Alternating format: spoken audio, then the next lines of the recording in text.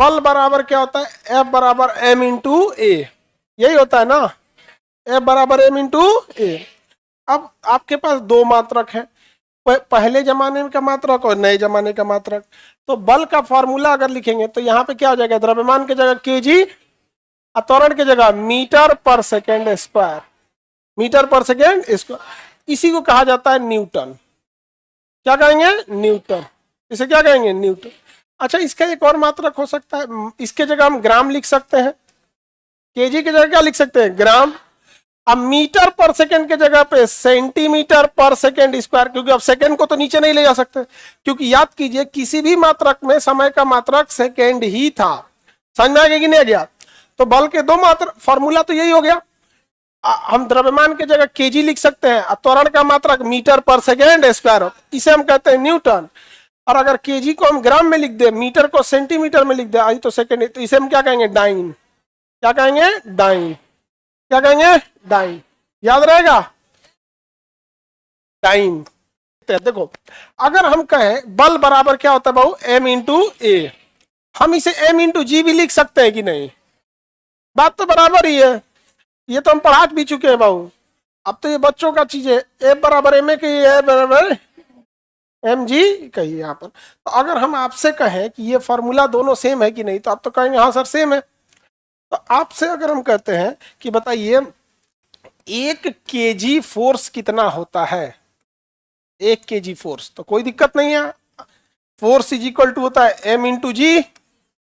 कितना केजी का आ रहा है, 1 kg, तो एक रख दीजिए, जी के जगह 9.8, 9.8 न्यूटन।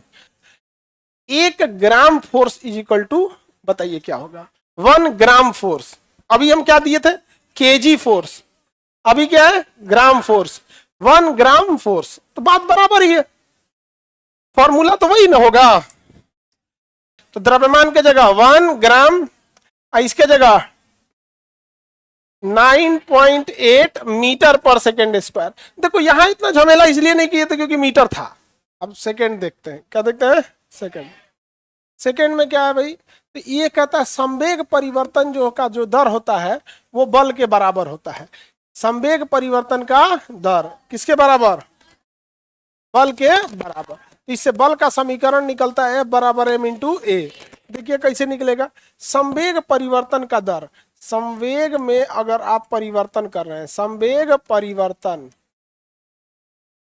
का दर, दर का मतलब होता है समय से भाग देना।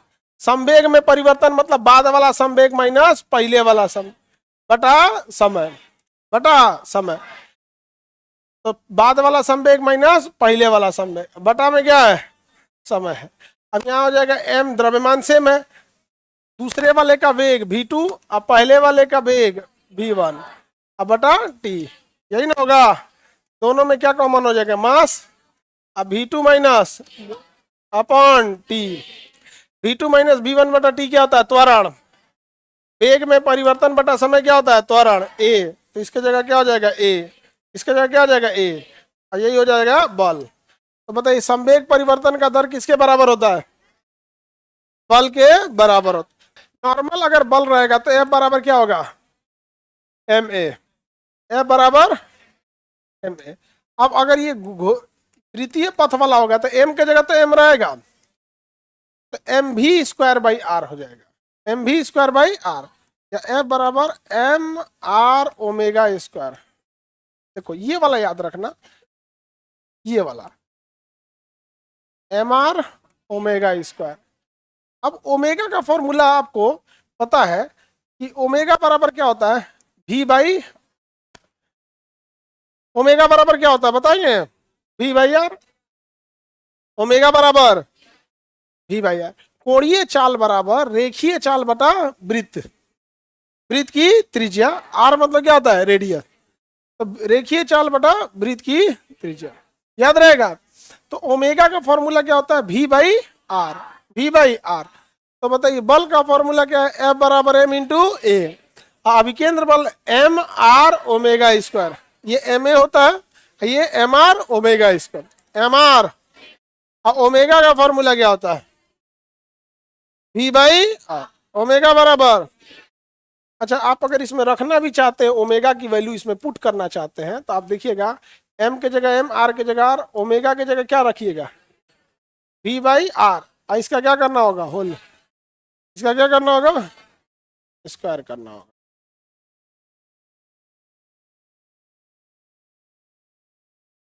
We square by r square, इससे स्क्वायर से ही आर कट जाएगा, एम भी स्क्वायर बाई आर। इसी का डेराइव फॉर्मूला है वो, इसको डेराइव करके यहां लेके आ जाइए। कह रहा है कि 8 मीटर लंबे रस्सी, कितने मीटर रस्सी है भैया, यहां हम लिख देते हैं ओमेगा वाला, ओमेगा बराबर क्या होता है, वी बाई आर।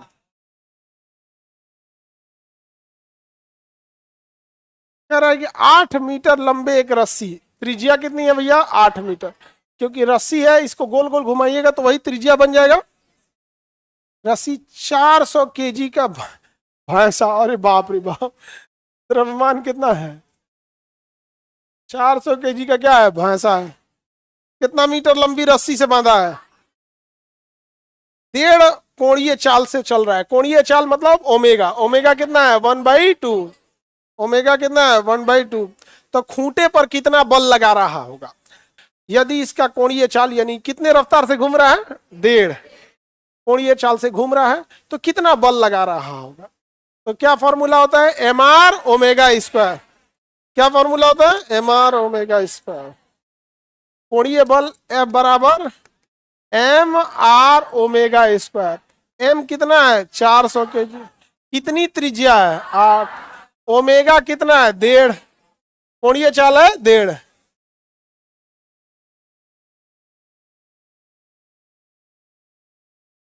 इससे काट दिए 2 भाग में, कितना हो जाएगा, 800, कितना होगा, 800, हो गया, निकल जाएगा। अभिकेंद्र बल गोल घूमने के लिए बहुत जरूरी होता है।